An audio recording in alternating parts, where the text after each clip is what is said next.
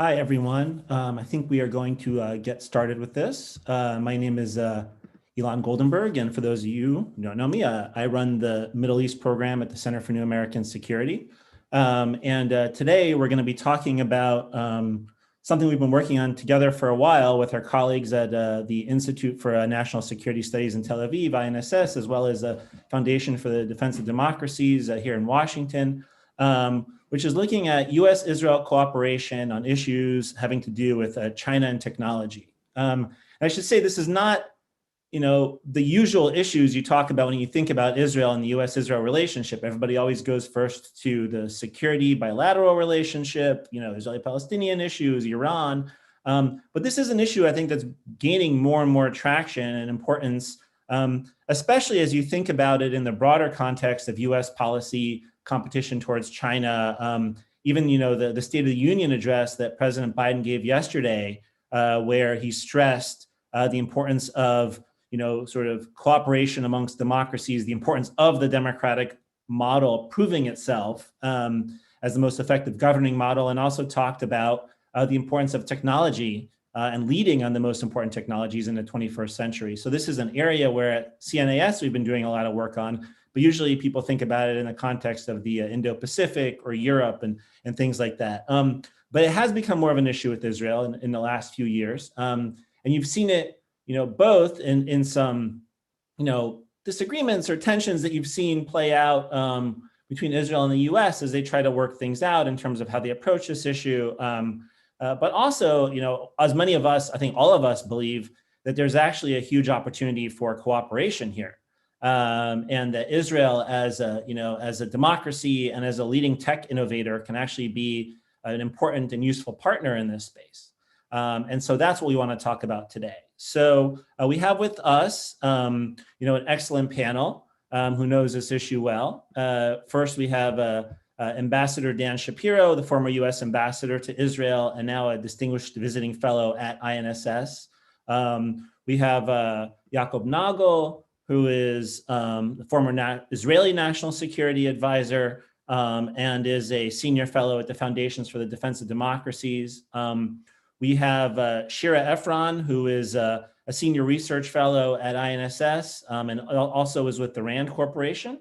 And Martin Rasser, who is a senior fellow in our technology program, Technology and National Security program here at CNAS. So Dan, I'm going to go first to you. And maybe ask you to just start by speaking a little bit about, how you see this from the U.S. perspective. And especially since I think this has become, when you were ambassador, this was probably less of an issue and has really become more of an issue over the last few years. So Dan, maybe you can weigh in on some of those ideas. Sure. Thank you, Elon. I hope everybody can hear me. I'm using my phone for sound because of some glitchy Wi-Fi, but I hope that's all right. It's good to be with CNAS and INSS and FDD colleagues, and really look forward to a good conversation. So I'll start with a brief story. In 2014, when I was still the U.S. ambassador to Israel, the then Israeli Minister of Transportation, Yisrael Katz, came to me and he said, look, we're going to be rehabilitating our ports, the Haifa port in particular, and we want to encourage American companies to, we want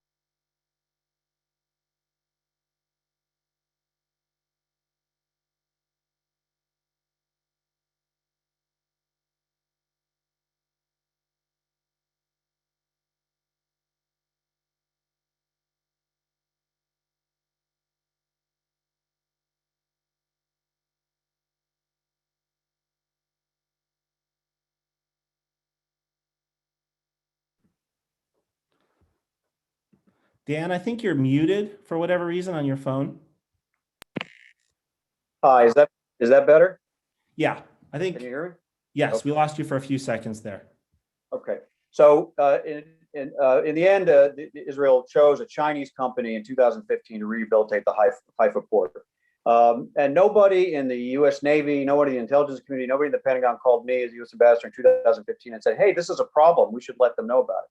Fast forward about 3 years, about 2018, and suddenly Israel was hearing all kinds of alarm bells going off from the U.S. Navy, from the intelligence community, from all sorts of people in the U.S. defense community about the prospect of China being a major investor and an operator of a port in which the U.S. Navy operated. Now, I tell that story, which relates to infrastructure, and Chinese investment infrastructure has been its own source of tension between the United States and Israel relating to desalination plants, railroads, ports, and the like.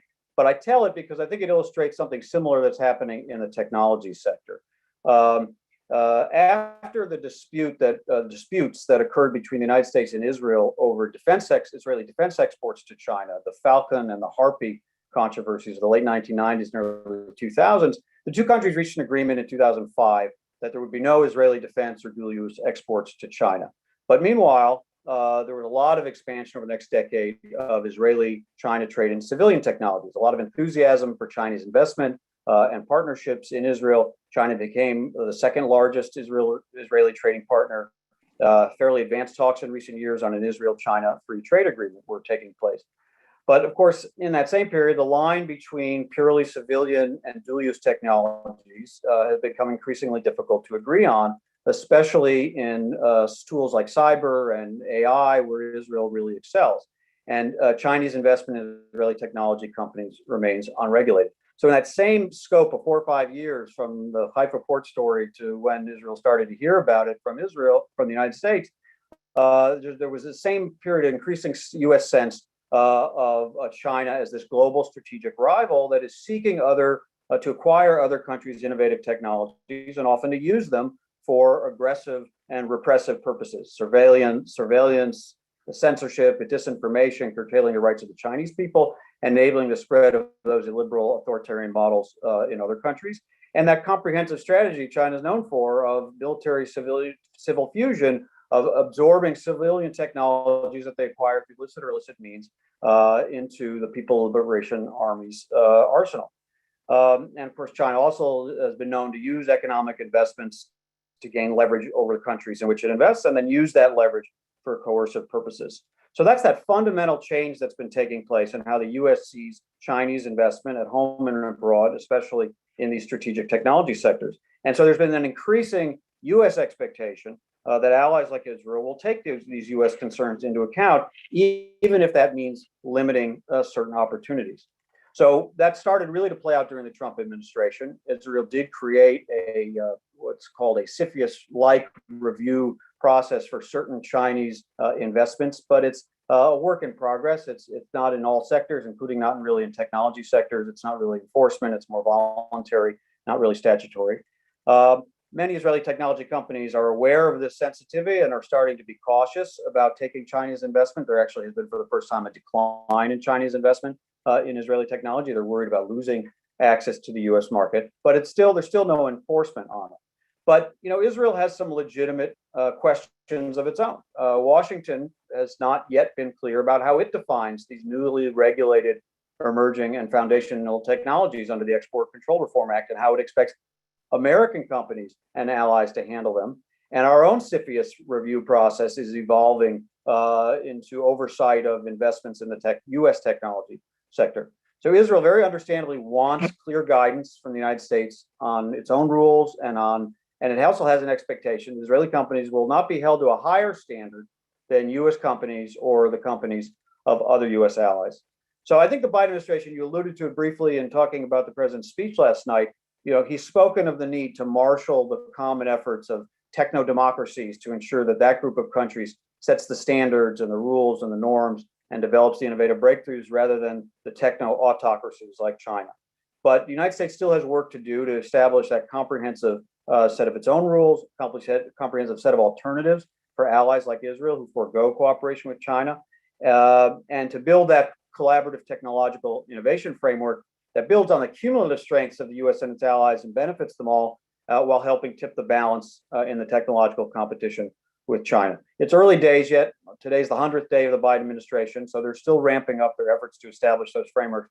But as it does so, it's really going to be important to consult deeply and comprehensively with Israel to minimize friction, to maximize coordination and common understandings and opportunities, and make sure our efforts are mutually reinforcing. So I'll stop there. I know our colleagues are going to discuss some of the proposals we have for what a consultation like that might look like, how it might be structured and operate, but I'll stop there. Sure. Thanks, Dan. And I should say, for our viewers, if you have questions, you can start populating them into the Q&A section, the Q&A box at the bottom right-hand corner of your screen. I hope folks are getting me. My internet connection is going in and out a little bit. And then we'll get to Q&A in a little while. But Jakob, I want to turn to you and ask you, from the Israeli perspective, how does Israel see the China issue, and how has it, seen the past few years, where you have had some of these kind of public, disagreements or differing perspectives on these issues, and how we might sort of find a way to work together on these issues. Okay, thank you very much. I'm really glad being here with my friends. Now, I want to emphasize that Israel, like the United States, and especially now after COVID-19, it's helping us because we have to really deep take a deep thinking and viewing of our relations with China, especially when it's connected to the United States. Now, when our relations with the United States are going on the table, and everyone knows that the United States is not hiding its positions against China, and the United States knows how to forward those positions to its allies and what they expect from them. I don't think it should be any question mark in Israel how we have to work towards China, and it's not only because the United States is asking us or advising us what to do. Maybe, as you said, we have some differences with the United States about Iran.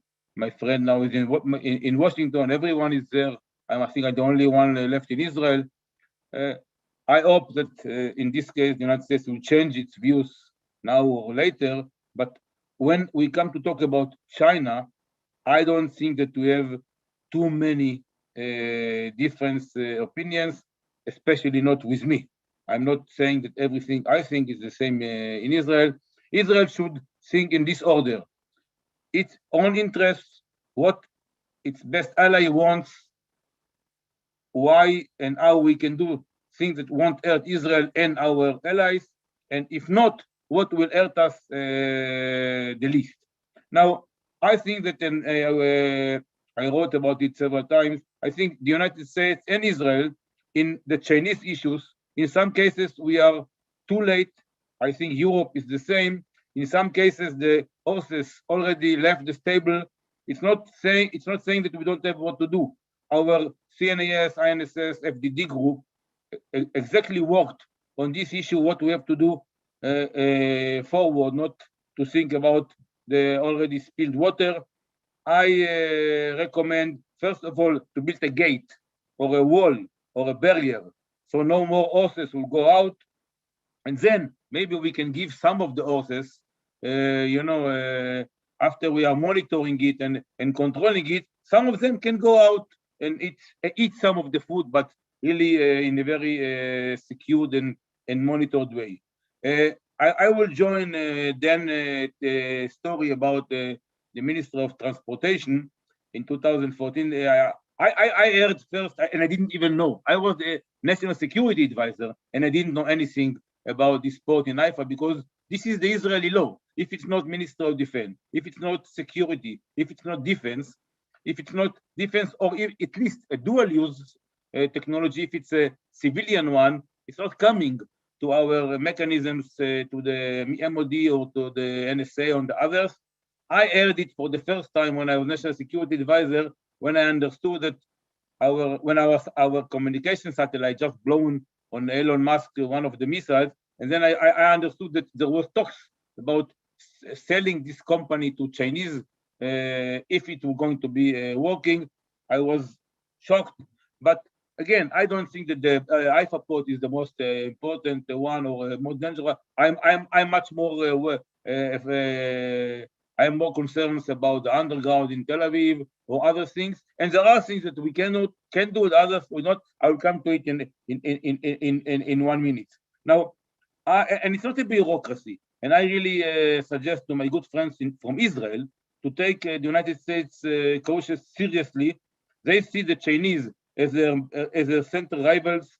They are the threatening of them, and it's the same. I think in Israel. I think Israel should take the Chinese very serious. Their ambitions to not conquer, but to acquire some of our technologies, spending small money to get big technologies, to control some of our infrastructures, even sometimes critical infrastructures, or very, very problematic technologies. There are some people in Israel, some of them, they have their own interests. They don't see the overall picture of the damage that can be caused, and sometimes they don't care because they have their own interests. It's simple, and it's important to do it. Sometimes for small benefits, Israel can have a big and huge damage. The relations with the United States, but not only. It can be damage to the Israeli interests, academy, industrial, and government level. Now, we have to understand one thing, and I'm saying it here in an open conference with the US people, Israel people, and probably others. The United States is not going to invest or cooperate with no country, and also Israel, without full security that these investments are not going to spill over to China, or that the knowledge that will be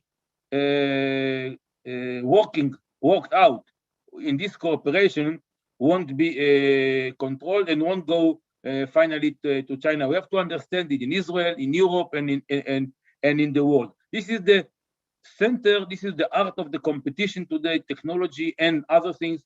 Even maybe Israel do not want to be in the center of this conflict, and we don't want to be part of this war, but we don't have a choice. If we want to be among the leaders in the world and to cooperate with the United States in 3D imaging, drones, AI, quantum, data science, deep learning, high-power computer, fintech, medicine, cyber, satellites, infrastructure, water, electricity, and I can go on. We want to cooperate with the United States. We have to understand there are things we cannot do with China. Now, the biggest problem, and I think Dan mentioned it, is that today it's a big blur between, it was very simple in the past. And after 2005 crisis, in Israel, we know, if there is a question, there is no question, but it's only for defense-related technologies or dual-use-related technologies. When you come to civilian technologies, no one is looking. Every regulator have its own. And when I came to the people responsible, when I was NSA, I started so-called this war. I don't know what to call it war. It was only starting. I cannot say I accomplished what I wanted, but it started, and now we have it's like firma, like CFUs. It's not good. I don't think it's right that we say it's limited. It's not technology. It's not IT, and it's still against the regulators, and it's still voluntarily, not by the law. I think it has to be wider. I think if you look on the law language in Israel, you can see it's something that it will be looked of in 1 year. I'm sure that we have to think about mechanisms. And again, in our team, CNAS, INSS, FDD, we talked about those issues on mechanisms of supplements to these investments from China, because in Israel, 15% of the investment comes from China. Some of them are okay. Some of them are very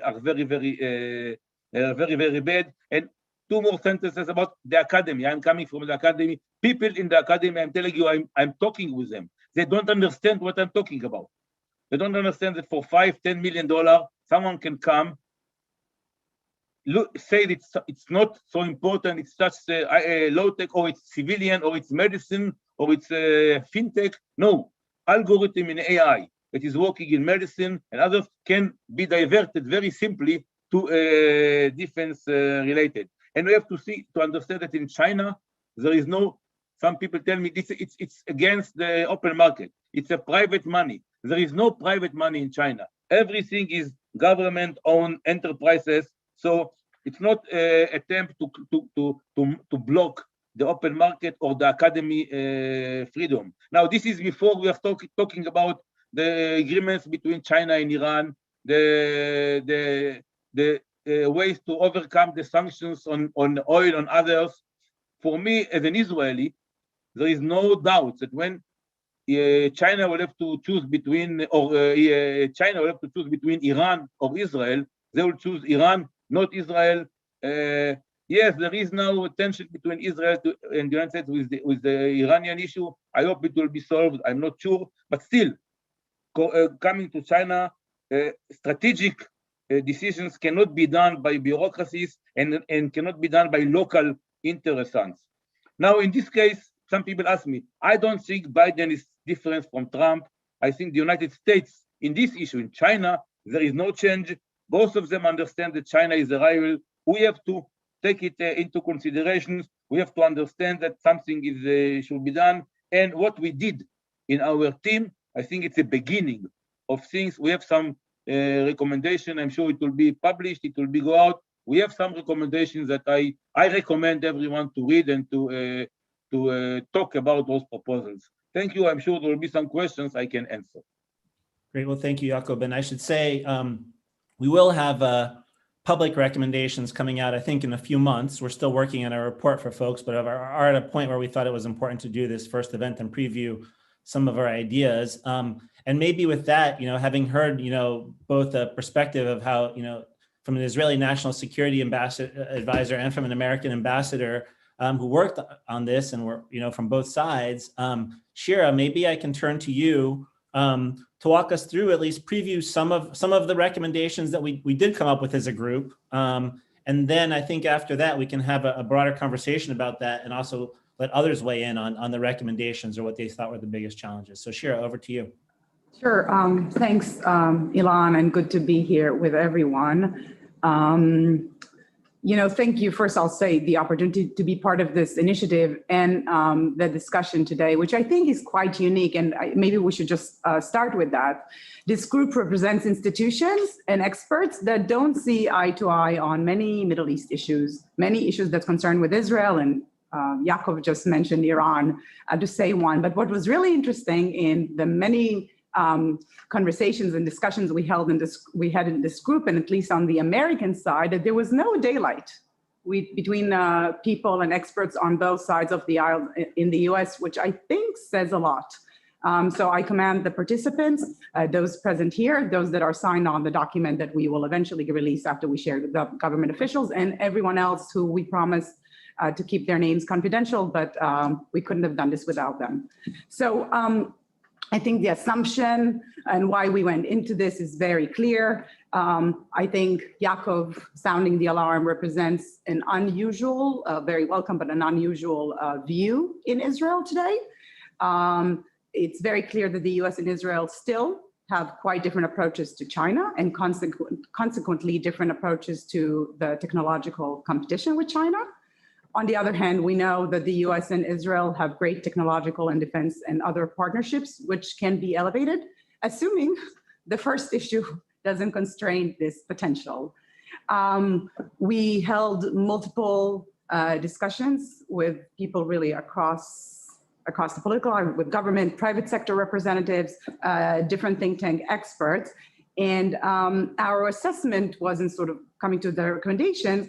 Our assessment was that the bilateral Israeli discussions on China and the different manifestations of China have so far been pretty ad hoc and spread across different ministries and agencies in both countries. And we believe that in order to systematically address this issue,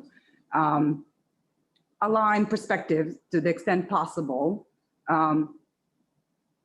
maybe enhance the potential for technological partnership and prevent a crisis that we are all aware of happened between the US and Israel in the history, we propose that the United States and Israel establish a new bilateral interagency working group on China. Because of so many cross-cutting issues, we believe that it should be led by both countries' national security councils with different representations, and we have some specific recommendations in the paper itself at what level and who should be in charge. This big overarching working group, in turn, should be informed by 3 subgroups, and each of which should be managed at a different level by different agencies, and I won't go into the weeds on that. But the idea is that those will not be just discussion groups, right? That they would meet frequently, they would have defined taskings, and they would come with ideas, proposals, and solutions and recommendations. I will crudely divide them into the strategy group, the regulation group, and the economic and technological incentives group. So why these groups? What's the rationale? What we want them to do? I think starting with strategy, that would be the one that's most intuitive to me. And said it, Israelis and Americans think quite differently about China. I'm sure others here can expand on it. And Dan Shapiro, in his introduction, explained the view from Washington. And there's consensus in Washington, right? That China is a global strategic competitor. Some would say rival, militarily, economically, and technologically. And meanwhile, Israel, for the most part, sees China primarily as an economic opportunity. And there are many reasons for these different threat assessments. Size, Israel's very far from being a great power. Geography, it's far. Its diplomatic ties with China are less than 3 decades old. There's no Chinese Jewish population in either country. And Israel's foreign policy has traditionally been focused for very understandable reasons on the Middle East, the United States, and Europe. So China is very low, I should say, on the Israeli intelligence community priority list. Now, Israel is well aware of the US concerns, but it is our assessment that it underestimates the concerns to Israel itself, and also doesn't understand quite well why the US is so the US perspective. I think there's no expectation that Israel and the US, even after being as part of this group, would align their perspective, that they would be completely on the same page on China. But the idea is to prevent misunderstandings and to bridge some of these gaps.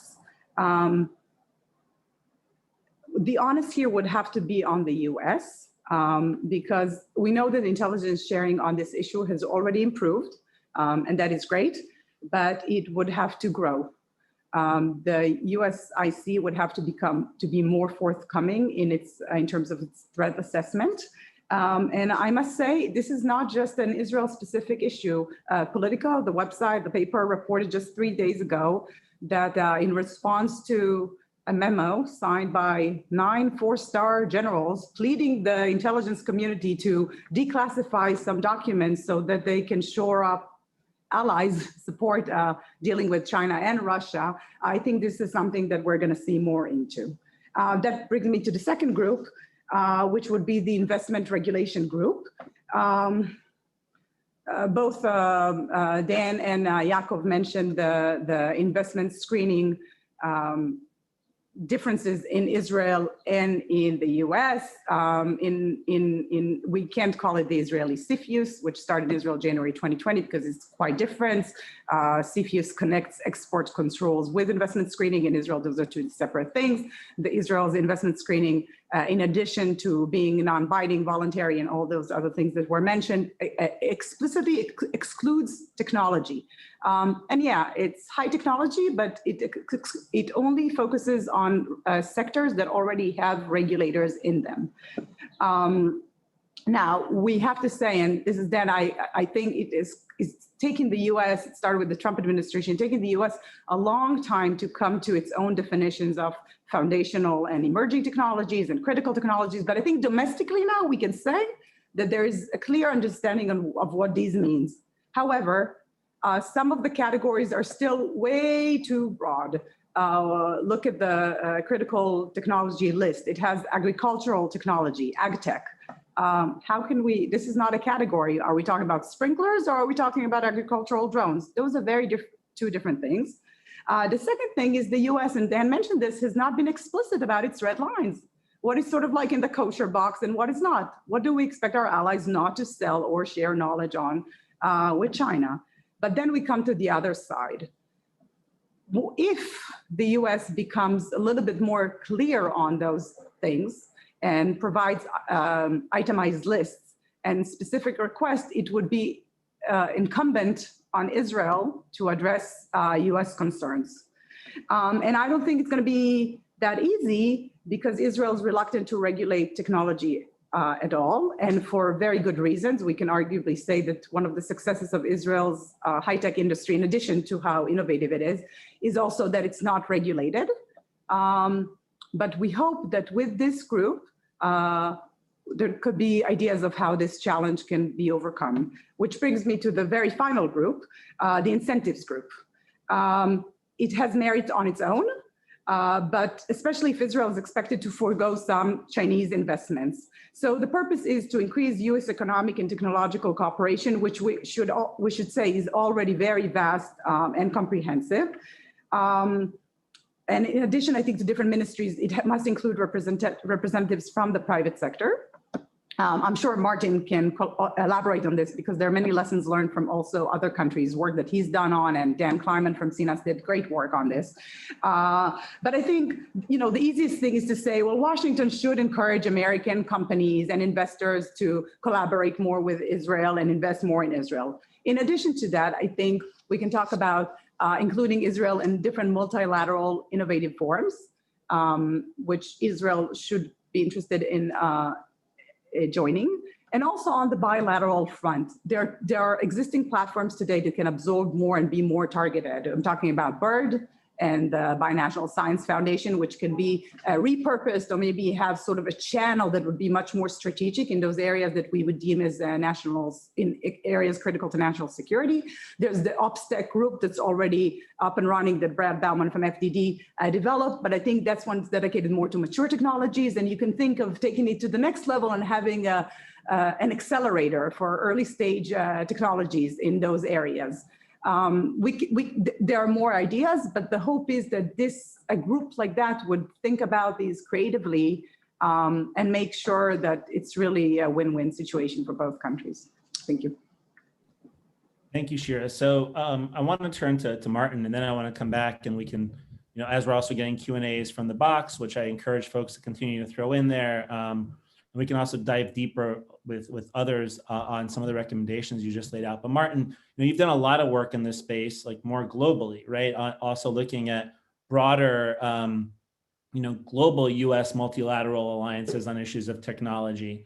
And I'm interested to hear like how this fits in with the broader American strategy, and also maybe how some of the things we're proposing, in a bilateral way between Israel and the United States. Like you and I have also talked about how some of those ideas can be applied more globally, or even with other countries in a bilateral fashion. So, over to you to give us your take on that. Yeah, great. Thank you, Ilan. And it's great to be here with everyone.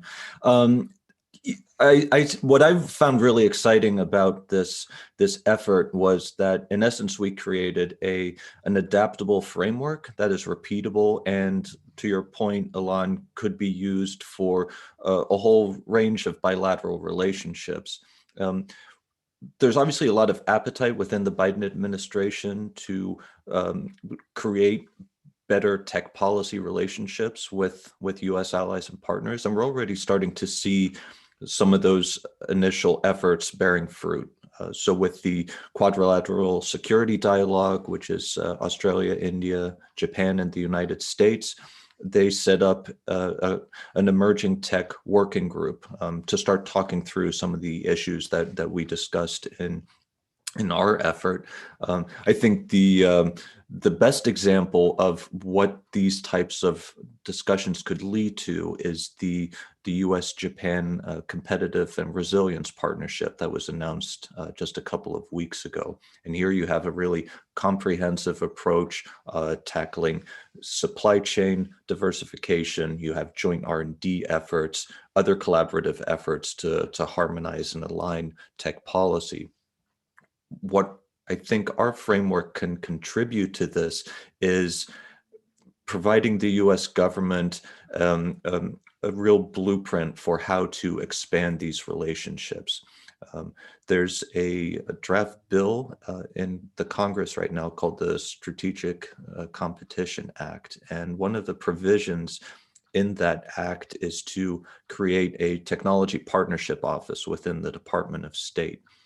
So our framework could be a very useful tool for that new office to then start engaging with a whole host of countries on these issues. And so, as Dan and Jakub and Shira had already mentioned, there are distinct differences with how various countries view technology issues, the relationship with China, the nature of the strategic competition. Our framework can help bridge some of those differences, not to achieve full alignment ultimately, but really to get countries on the same page so that they know where the differences are, and then you can figure out good solutions and how to address them. And ultimately, what I see these constellation of bilateral efforts and minilateral efforts leading towards is ultimately you want to create a true tech alliance where you have a core group of tech leading democracies really aligning themselves on some key issues. We've already talked about supply chain diversification, for example, but imagine more effective pandemic response in terms of vaccine development and other mitigation efforts. That's ultimately what we should be building towards. And I think by focusing on a straightforward framework on how to build those relationships, we can not only expand the number of players in such a tech alliance, but probably also accelerate us getting there. And I think that that essence of time is very important if you consider the urgency of getting this tech competition right. Right now, China is, arguably in the lead in terms of formulating how it's going to navigate these waters, because the tech leading democracies have been rather disjointed in their approach on these issues. We had some unforced errors in how we approached issues such as 5G telecommunications. Ultimately, the framework that we worked on, I think, would be a very good stepping stone to getting the ball rolling on more effective multilateral policymaking on a whole range of tech issues. And that I think is particularly exciting development, and one that I hope both the US government and Israeli governments take action on, as well as other allies and partners. Martin, and can I ask you just one or two follow-up questions? One is, like, you've written a lot about these multilateral alliances, and there's ideas out there for a T10 and a T12. I mean, do you see Israel as potentially down the line a player or a partner in that? Maybe that's like one question I have for you. And I had another, but it just skipped my mind. So I'm just going to give you that question, and then we'll circle around, and maybe at some point I'll remember. Yes, that sounds great. Yeah, absolutely. I think Israel is a very logical candidate to be part of such a broader tech alliance. If you consider the tremendous amount of technological capabilities and know-how that Israel possesses, it would be fantastic to see Israel being a key player in such a grouping. Just a few things off the top of my head, like autonomy and robotics. Israel's life science industry holds great potential. And Israel's also an important player in the global semiconductor industry. But I think there's a lot of opportunity to really have Israel be a part of a more concerted effort to address global chip shortages, introduce greater diversity and resilience in the global semiconductor supply chain. These are the types of things that we should be focusing on. It's not just about the US-Israel bilateral relationship, of course, but it really strengthens Israel's role in the global technology landscape in a way that I think would have tremendous economic benefits and, of course, very important national security benefits as well. Yeah, and I should say, one of the things, I'll walk off of my moderator role for just a minute to opine on a couple of the things that, of our ideas. I think the whole philosophy behind so many of these ideas is that ultimately, if you can align the U.S. and Israel on this, there's benefits to both sides. There's benefits to, if you can align U.S. and Israeli regulatory frameworks, you can create greater, access and easier, access for Israeli companies into the American market, right? If you align U.S. and Israel technology cooperation, you can create new joint investment opportunities, things that can, that can kind of compensate also for some of the, financial losses or that Israel takes by bypassing other opportunities it might have otherwise taken. So I think that's kind of the philosophy behind all this. Not only are we cooperating strategically, but at the end of the day, there's kind of like a win-win economic benefit for all sides as well. So I'm going to start going to some of the Q&As. I'm going to mix those in with some of my own additional questions. So Jacob, I actually think I'll come back to you first, because there's a question specifically, about Iran and whether, from a strategic Israeli perspective, if the U.S., goes back into the nuclear agreement and, Israel is deeply frustrated with that, is there a possibility that Israel starts to build a deeper strategic relationship with China as a way to compete with the China-Iran relationship and offset that? And I have my own views on how realistic that is, but like Jacob, I wanted to, hear your perspective on this question. I couldn't ask for a better question from this one to talk on my really favorite subject. But first of all, someone before said it was good that the Israeli National Security Advisor was talking. I want to make sure that I am talking on behalf of Jacob Nagel, not on the behalf of the Israeli National Security. Again, I'm a senior fellow at the FDD, but still, it's not an Israeli official view. Even so, it's my view, and I even support it. Now, about the Iranian issue. First of all, I still think that maybe someone will come into senses and not going back to the nuclear agreement, the horrible nuclear agreement from 2015, but this is not this session. But assuming that what is going on now and the same people that orchestrated this deal in 2013 to 15 will sign in the upcoming few weeks on coming back to this agreement that you cannot come even physically to, I don't think that what you said is even, it's even worth being raised up as an hypothesis, because still the United States is the biggest ally of the State of Israel, and I think now it's out, so it's not a secret anymore. Most of the biggest, I call it challenge of the people that are now in Israel, in the Washington, Meir Ben Shabbat and Yossi Cohen and the intelligence guy, and even our chief of staff, if he was coming, and of course Ambassador Erdan and others, to tell you that we agree not to agree about the nuclear agreement on Iran, but all the others, there are so many other things.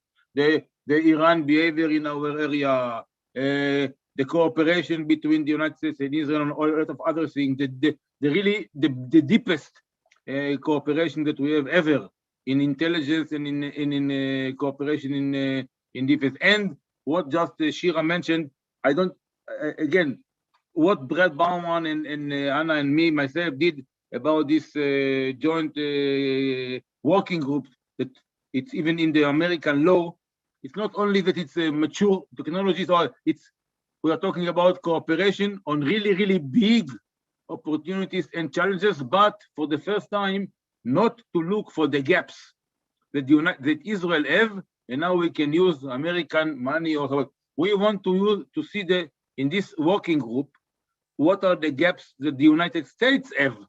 And of course, if Israel have the same gaps, let's join hands. Let's take the technology from both sides and work together to fill up those gaps for Israel and the United States. Now, working with China will never give us the opportunity to do it.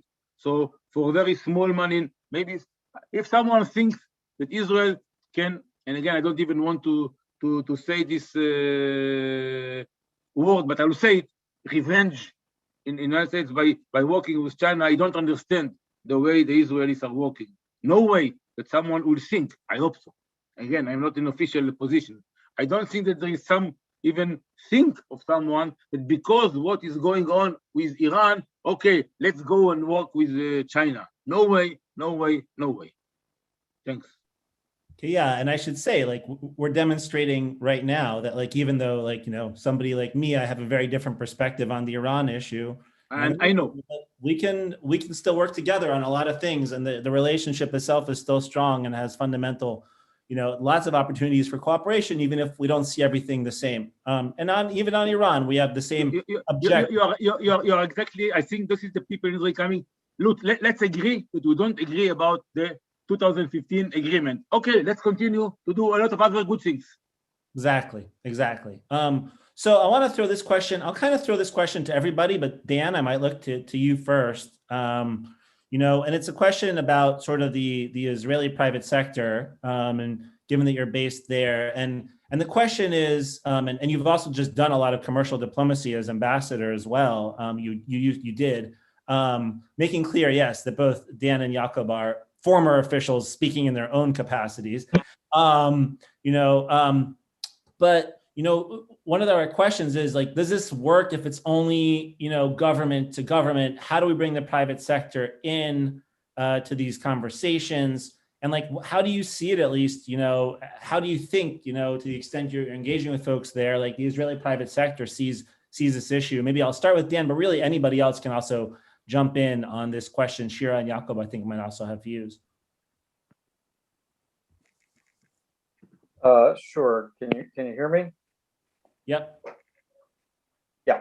So I would say that the Israeli private sector is well aware of this tension between the two governments, and increasingly adopting a certain amount of self-regulation. I mentioned earlier that Chinese investment in Israeli technology has actually declined in the last year or two. I think it's directly connected to the awareness that this discussion, which was taking place during the Trump administration and is continuing in the Biden administration, has taken hold among many Israeli technology companies.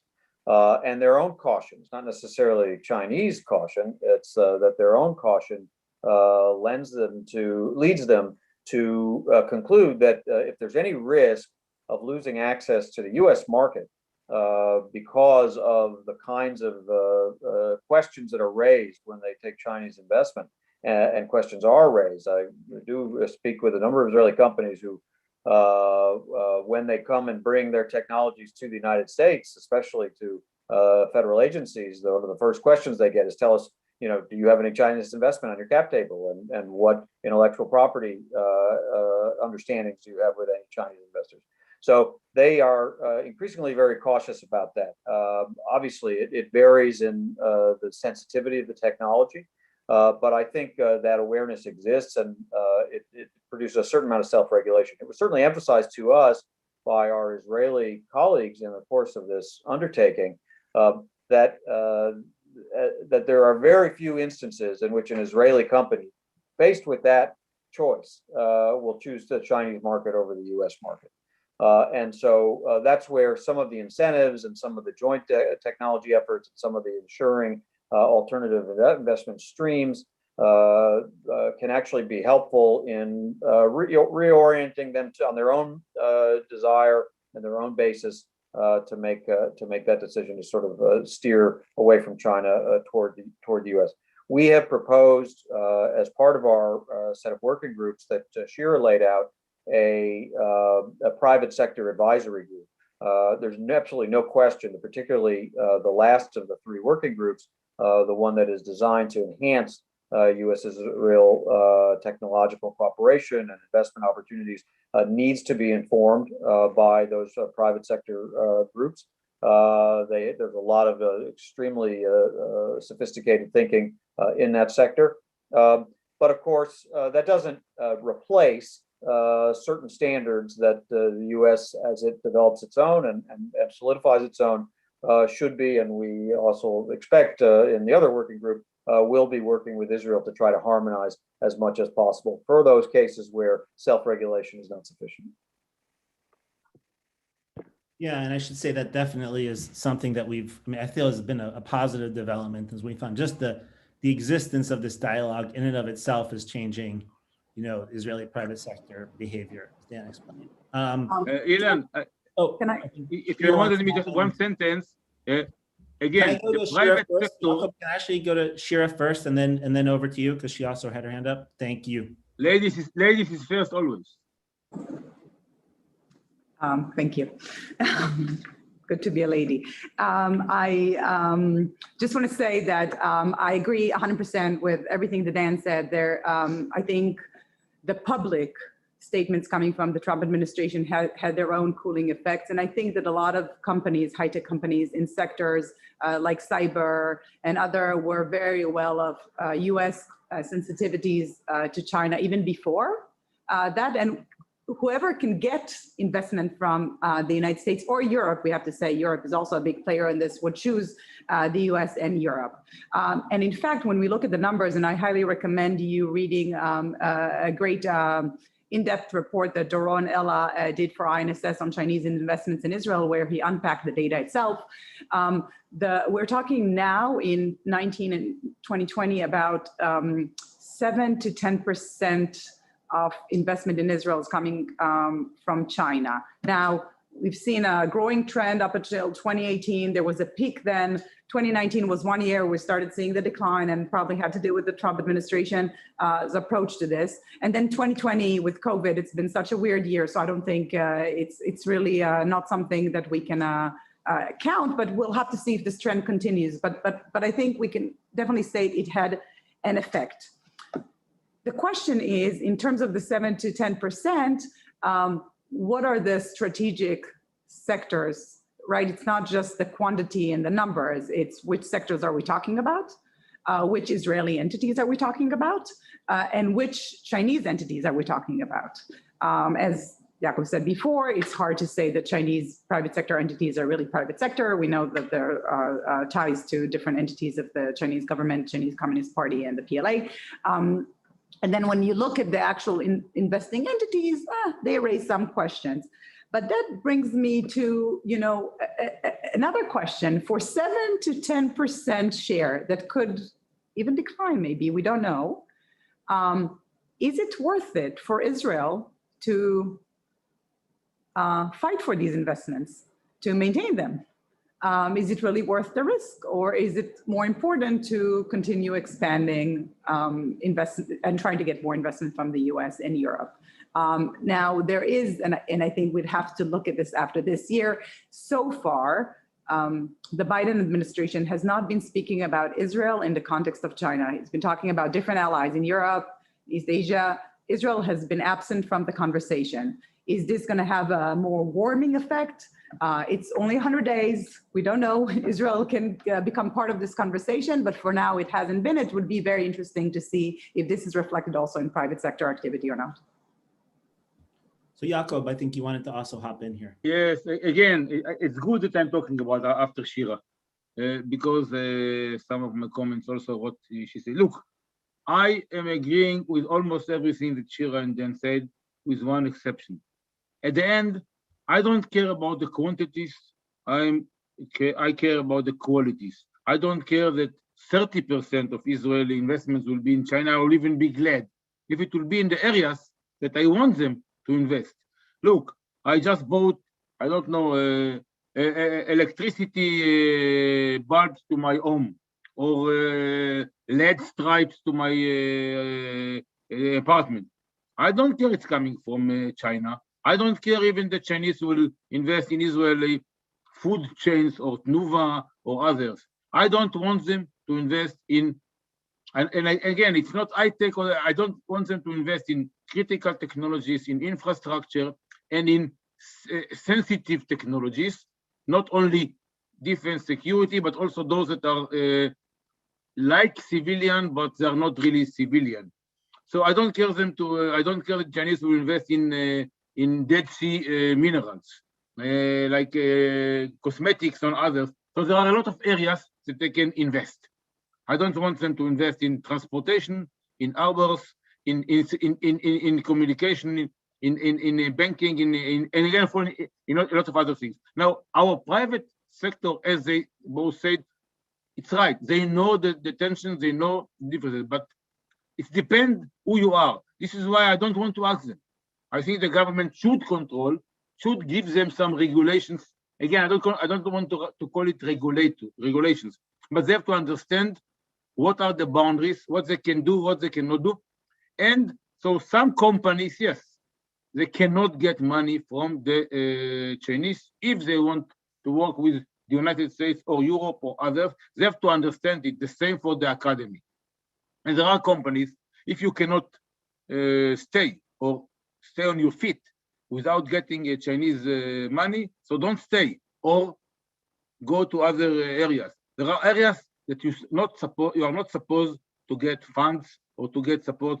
Now, even those private sectors that understand what I'm saying, it depends what is their background or what is their overall finance view. So what Dan said and what you said and others said, if we build in our working group, and it's not only in the government level, it can be a lot of levels, it can be NGOs, it can be other. If we can work on a mechanism that someone can get those not so high investments in his ideas, not from China, in those sensitive issues, not from China, it will be very good. Of course, if it's coming to defense and security, we are not even close to China. It's not secret anymore. We should do it with the United States, with other allies. Of course, sometimes it can be Europe or even some other countries that the United States can connect us, or Israel can do it on its own, or a trilateral cooperation. We have a lot of other ways to do it, not China. So I think I'm going to give Martin, I'm going to give you the final question here. And it's kind of, one observation I had through this entire process was, especially when we brought in folks like you and others who are, for example, experts on the Indo-Pacific and the China relationship, and is that this process that Israel and the United States are going through here is not at all unique. In fact, it is quite sort of similar to similar experiences we've had with other partners and allies. Like, we ourselves have been evolving on like what we can constitute, okay economic activity versus what we see as a potential threat and problem. Like, and many of our friends and partners in Europe and Asia all started out with a sort of economic engagement, like across the board. This is the way to bring China in, and have been evolving over time. And so, I'm just curious to see, to ask you, how does the experience you've had in these discussions with Israelis compare to, some of the other experiences and discussions you've had with European and Indo-Pacific partners, and whether you see kind of some of those analogies? Yeah, absolutely. There's a lot of similarities to the discussions that we had in the US-Israel context versus the discussions with Japanese counterparts, South Korean counterparts, colleagues in the European Union. Again, to Shira's point earlier, right, there's a lot of differences on a whole host of these issues. But what's important to realize is how much more unites us than divides us on these issues. And I would also emphasize that we shouldn't expect that everyone will harmonize all their policies. But what we can do is, in particular, focus on the areas where there is a need for common ground, because there is a lot of that, and focus on the areas where we share acute problems and where we have a collective interest in solving those problems in an effective and time-effective manner. Again, the supply chain issues, that's something we're all dealing with, whether it's semiconductors or rare earth elements. There are just certain areas where we are very vulnerable to Chinese dominance and coercion. So there's a very good incentive to focus there. But if you look at, the European Union, very much aligned with the United States on a whole host of issues, but issues of data governance, the United States and Europe have very different views on what the best way forward is. But what's important about the effort that we've done and other efforts that are ongoing now is to at least start a dialogue, so that we can, while we're focusing on areas where we can work together in relatively short order, at the same time, we're talking about these bigger issues where we do have differences. And we can probably close that gap quite a bit over the course of having constructive conversations, especially if we can show that we can effectively work together on a whole host of other issues. So I see this as the first step in a long-term iterative process where we come closer and closer to not full agreement, but at least sufficient alignment that we can have consequential action that works in our collective favor, because that's what it's ultimately about, right? It has to be a win-win for all parties involved. And I think our effort is one good step in that direction. There's a lot more work to be done, of course, but I'm very encouraged by the progress that we made in the time frame of this initial phase of our working group. So I'm very optimistic about the future on these issues. Great. Well, I think that's a great way to close it out. And I can speak, from personal experience that I think all of us have learned a lot through this engagement, and have also come closer together in how we view these challenges and what we see as the challenges. And that's really the key and the point. And the US and Israel have a long history of viewing things differently and using, but trusting each other and having good relationships and deep professional dialogues, and being able to use that to really align a lot of their policies. This is a consistent theme, I think, in the US-Israel relationship over years. And I think one we can definitely apply to this. So it's got both precedence in the US-Israel relationship and precedence in the international arena as well. So I would like to thank everybody for joining us. I would like to thank our panelists and our partners at INSS and FDD.